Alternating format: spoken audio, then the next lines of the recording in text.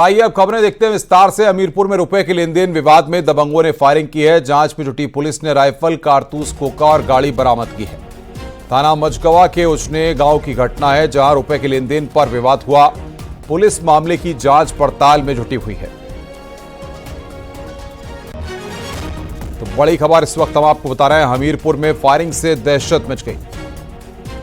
रुपए के लेन देन के विवाद में यह पूरी फायरिंग हुई है। ये हथियार साहब छुड़ाया है, इसी से फायरिंग की है और इसको हमने छुड़ा के रख लिया। तो रुपए के लेन देन के विवाद में फायरिंग हुई है। खोखा और गाड़ी भी बरामद की गई है। बड़ी खबर हम आपको बता रहे हैं।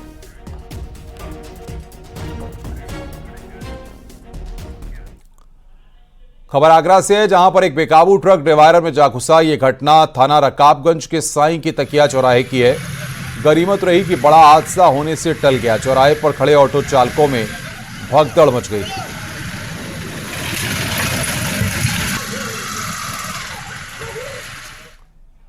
हमीरपुर में खाना बनाने के विवाद में पति पत्नी ने जहरीला पदार्थ खा लिया। हालत बिगड़ने पर उन्हें जिला अस्पताल भर्ती कराया गया, जहां महिला की मौत हो गई, जबकि शख्स की हालत गंभीर बनी है, जिसे कानपुर रेफर किया गया है। पुलिस मामले की जांच में लगी है। जिला मुख्यालय के डिग्गी रमेड़ी डांडा की यह घटना है, जहां खाना बनाने को लेकर पति पत्नी में विवाद हुआ।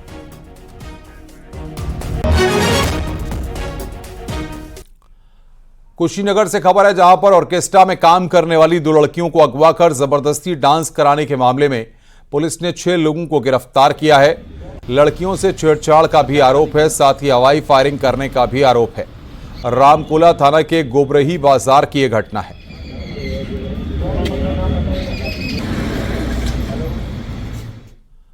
अमेरिका के टेक्सास से राहुल गांधी ने आरएसएस और प्रधानमंत्री मोदी पर बड़ा हमला किया है।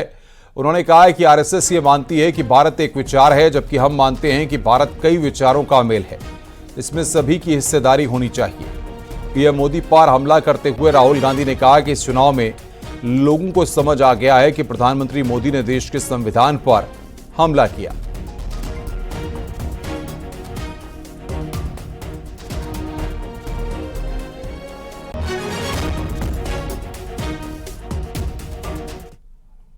We believe that everybody should be allowed to participate.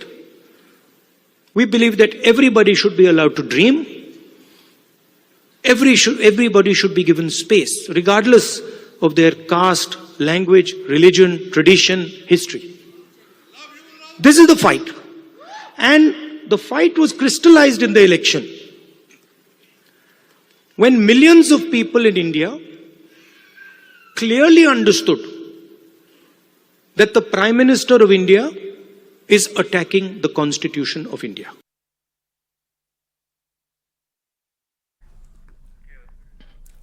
Rahul Gandhi ने भारत की शिक्षा व्यवस्था के बहाने आरएसएस पर निशाना साधा। उन्होंने कहा कि मौजूदा शिक्षा व्यवस्था पर एक विचारधारा का कब्जा है, जो गंभीर समस्या है। उन्होंने कहा कि ज्यादातर कुलपति आरएसएस के जरिए नियुक्त हो रहे हैं, और आगे उन्होंने कहा कि आरएसएस का इतिहास और भविष्य को लेकर सीमित लक्ष्य है।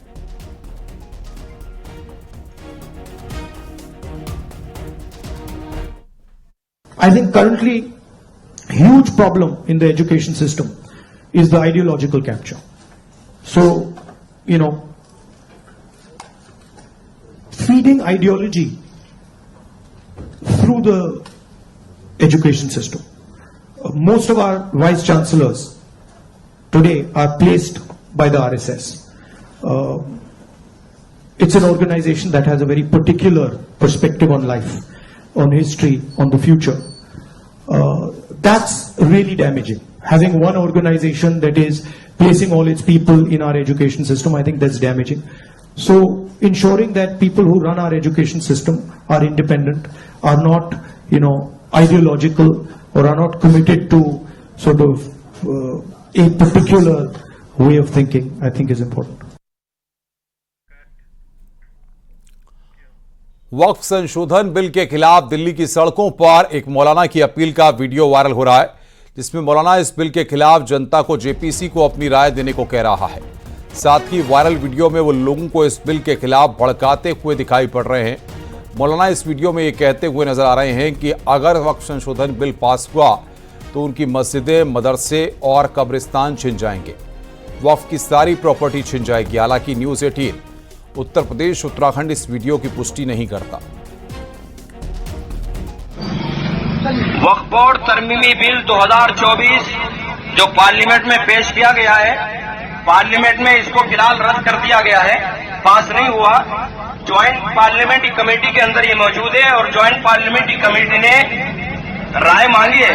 तो इसलिए तमाम हजरात से, तमाम खातीन से, तमाम मर्दों से, बहन भाइयों से सबसे गुजारिश है कि सब अपनी अपनी राय पेश करें। घर का कोई भी मेंबर खाली ना रहे। बच्चे के पास मोबाइल है, अपने फोन के जरिए से इस बिल के खिलाफ राय पेश करें। याद रखिए, ये बिल अगर पास हो गया तो हमारी मस्जिदें छिन जाएंगी, मदारिस छिन जाएंगे, कब्रिस्तान छिन जाएंगे और वक्फ बोर्ड की लाखों की तादाद में जो प्रॉपर्टी है वो सब छिन जाएंगी। तो इसलिए आज बेदारी का सबूत दें। 13 तारीख तक का हमारे पास टाइम है। ईमेल के जरिए से ज्वाइंट पार्लियामेंट्री कमेटी को अपनी राय पेश करें।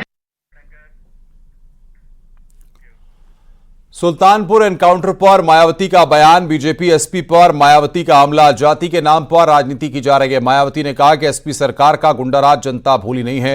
एसपी सरकार में माफिया दिन दहाड़े लूट मारपीट करते थे। तो ये बड़ी खबर हम आपको बता रहे हैं। जाति के नाम पर राजनीति की जा रही है, मायावती ने इस बात को कहा है।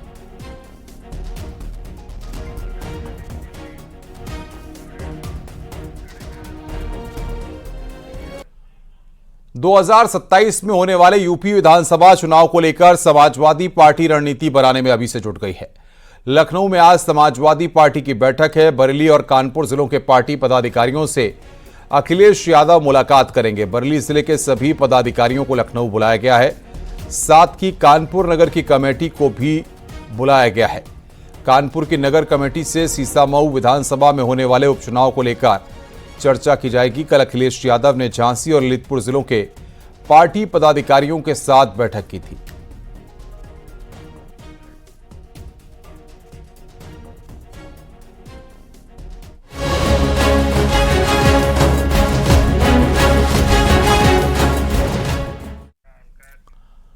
कानपुर में कालिंदी एक्सप्रेस पलटाने की साजिश मामले में अब एक्शन हो रहा है। 2 रजिस्ट्रेटरों को हिरासत में लिया गया है। जमात या बार के कुछ लोगों की जांच चल रही है। मिठाई के जिस डिब्बे में पेट्रोल और बारूद मिला था वो उस डिब्बे की भी जांच हो रही है। माचिस जहां से मिली है उसकी जांच की जा रही है। एटीएस ने मौके से सबूत जुटाए हैं। देर रात मौके का एटीएस ने मुआयना किया था और कुछ सबूत जुटाए थे। आपको बता दें कि कालिंदी एक्सप्रेस ट्रेन हादसे का शिकार होते होते बची। जानकारी के मुताबिक कानपुर में अनवरगंज कासगंज रेलवे रूट पर देर शाम भिवानी जा रही कालिंदी एक्सप्रेस के ट्रैक पर सिलेंडर रखे जाने की खबर मिली है। ट्रेन की स्पीड ज्यादा थी जिसकी वजह से ट्रेन को रोकते रोकते ट्रेन सिलेंडर से जा टकराई। हालांकि ट्रेन के ड्राइवर की सूझबूझ से बड़ा हादसा होते होते टल गया और ट्रेन डिरेल करने की बड़ी साजिश नाकाम हो गई। फिलहाल एफआईआर दर्ज करके जांच पड़ताल शुरू कर दी है।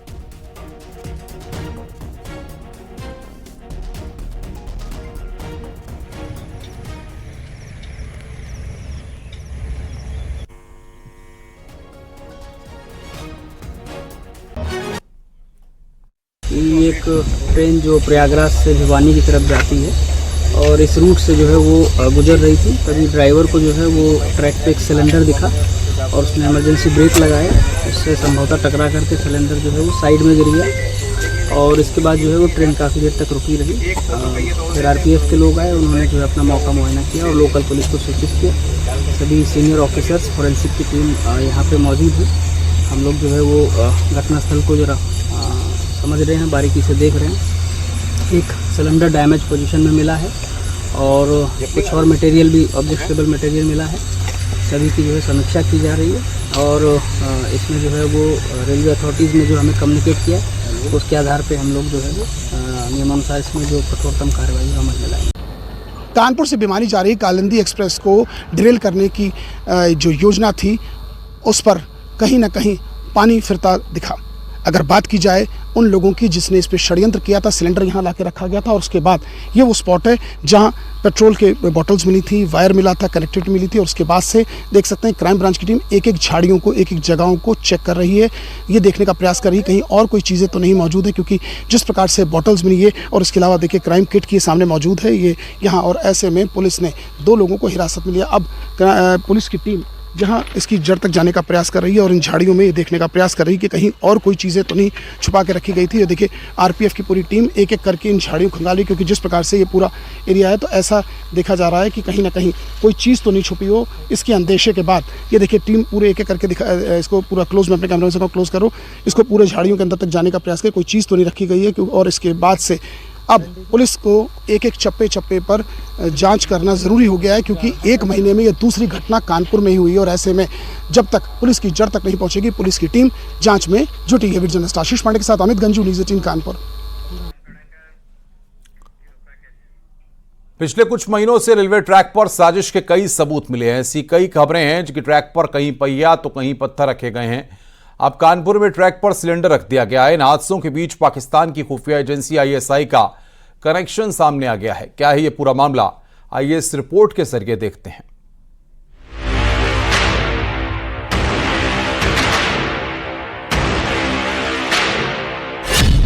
भारतीय रेल के खिलाफ पाकिस्तान की साजिश। भारत में ट्रेन हादसों के पीछे आईएसआई।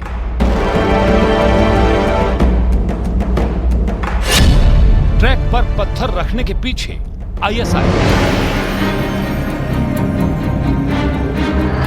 वंदे भारत ट्रेन को डिरेल करने की साजिश का यह वीडियो देखिए। देखिए कैसे ट्रैक पर बड़े बड़े पत्थर रखे गए हैं। ये तो खैर मनाइए कि समय रहते ड्राइवर ने देख लिया, नहीं तो बड़ा हादसा हो सकता था। भारत में ट्रेन को डिरेल करने की यह कोई पहली या फिर आखिरी साजिश नहीं है। पिछले कुछ दिनों में ट्रेनों के पटरी से उतरने की कई खबरें आपने देखी होंगी। इन घटनाओं के बाद खुफिया एजेंसियों ने भी इसके पीछे साजिश की आशंका जताई थी और ट्रेन की पटरियों पर भी कई ऐसे सबूत मिले थे जिनसे ये शक और गहराता चला गया। लेकिन अब इन हादसों के पीछे पाकिस्तान की खुफिया एजेंसी आईएसआई का कनेक्शन सामने आ गया है। पाकिस्तान के एक आतंकी फरतुल्लाह गोरी का एक वीडियो सामने आया है जिसमें उसने भारत में ट्रेनों को निशाना बनाने का मैसेज जारी किया। सुरक्षा एजेंसियों का मानना है कि फरतुल्लाह गोरी का यह वीडियो संदेश पाकिस्तान के खुफिया एजेंसी आईएसआई के इशारे पर लगभग 15 दिन पहले तैयार कराया गया था।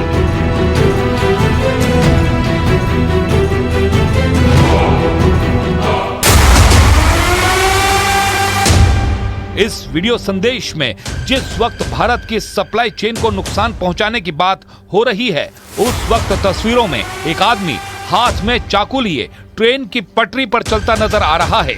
साथ ही पूरे वीडियो में कई पुल, हाई स्पीड ट्रेन और कई सप्लाई चेन, जहां से खासकर ईंधन जैसी चीजों की सप्लाई होती है, उनको दिखाया गया है। जब कुछ छोटे मुजाहमती गिरोह मैदान में आएंगे और अपना किरदार अदा करेंगे, उन्हें देखकर मजीद भी गिरोह मैदान में निकलेंगे।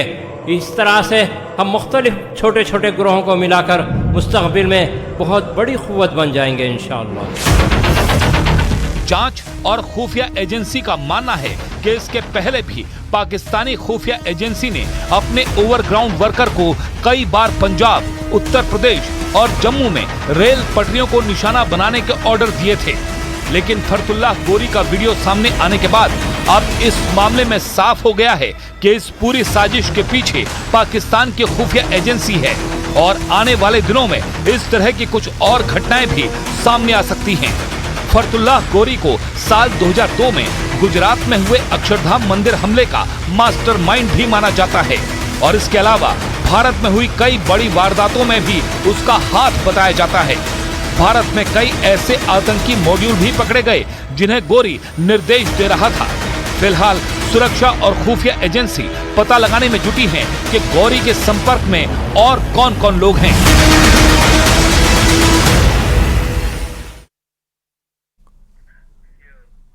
कानपुर ट्रैक साजिश पर डीजीपी का बयान सामने आया। अधिकारी जांच कर रहे हैं। प्रशांत कुमार ने कहा, हम गंभीरता से देख रहे हैं। प्रशांत कुमार ने बात कहा कि मामले की जांच की जा रही है। तो डीजीपी का कानपुर ट्रैक साजिश पर बयान सामने आया है। बड़ी खबर इस वक्त हम आपको बता रहे हैं। कानपुर ट्रैक मामले पर डीजीपी प्रशांत कुमार का बयान सामने आया है। मामले की जांच की जा रही है।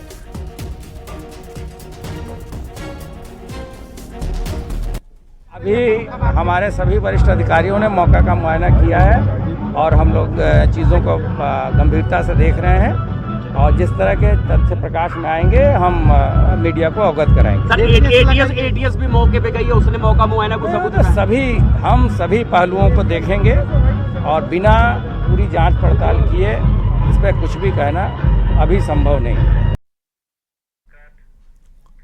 स्वागत है। ब्रेक के बाद पीलीभीत में महिला से रेप के मामले में पुलिस ने मौलाना समेत 2 के खिलाफ मुकदमा दर्ज किया है। आरोप के मुताबिक मौलाना ने अपनी गलत पहचान बताकर हिंदू महिला के साथ फरेब किया और उसके साथ रेप किया। आरोप के मुताबिक फिरदौस नामक शख्स ने अपना गलत नाम बताकर उसे अपने झांसे में लिया और कई बार रेप किया। इसके बाद जब वो बीमार रहने लगी तो वो उसे मौलाना के पास ले गया। आरोप के मुताबिक मौलाना ने भी उसके साथ रेप किया। घटना की जानकारी मिलने पर बजरंग दल के कार्यकर्ताओं ने मौके पर पहुंचकर हंगामा किया। महिला ने शिकायत देकर फिरदौस और मौलाना नूर मोहम्मद अजहरी के खिलाफ गंभीर धारा में मुकदमा दर्ज कर लिया है। आरोपी मौलाना खुद को मुस्लिम पर्सनल लॉ बोर्ड का प्रदेश अध्यक्ष बताता है।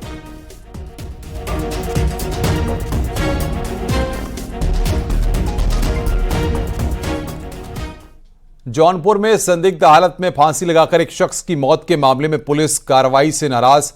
परिजन ग्रामीण थाने पहुंचे। परिजनों ने हत्या कर शव पेड़ पर लटकाए जाने की आशंका जताई है।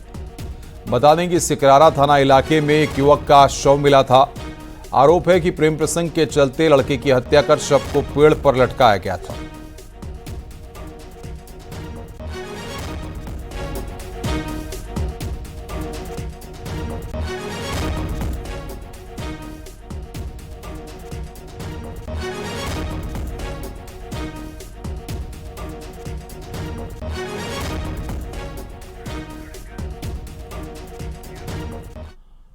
लखीमपुर खीरी में पंचायत सचिव पर फर्जी मुकदमों के मजदूरों के नाम पर लाखों रुपए की मजदूरी डकारने का आरोप लगाया। उसके ऊपर अपने निजी कर्मचारियों के रिश्तेदारों के नाम पर मजदूरी हड़पने का आरोप है।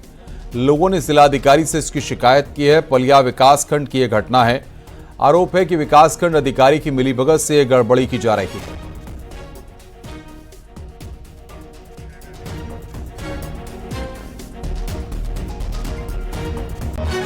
बागपत के बड़ौत में पुलिस ने मारपीट से मौत के मामले में 2 आरोपियों को गिरफ्तार किया है। आरोप के मुताबिक पड़ोस में रहने वाले रिटायर्ड फौजी और उसकी पत्नी ने उसके साथ लाठी डंडों से मारपीट की, जिससे वो गंभीर रूप से घायल हो गया था। अस्पताल के इलाज के दौरान उसकी मौत हो गई। इसके बाद मृतक के पिता की शिकायत पर पुलिस ने रिटायर्ड फौजी और उसकी पत्नी को गिरफ्तार कर लिया है।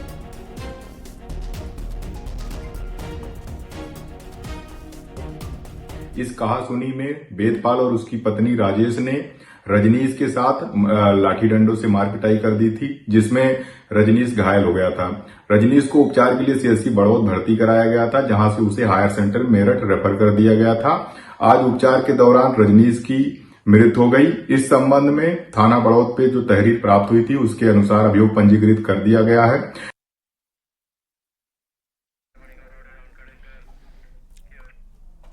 और कासगंज से बड़ी खबर आ रही है। वकील हत्याकांड में गिरफ्तारी हुई है। पुलिस के हत्थे 2 और आरोपी चढ़े हैं। 4 आरोपी पहले ही गिरफ्तार हो चुके हैं। पुलिस ने नामजद सभी 6 आरोपियों को जेल भेजा है। तो बड़ी खबर यहां पर हम आपको बता रहे हैं, पुलिस के हत्थे 2 और आरोपी चढ़े हैं।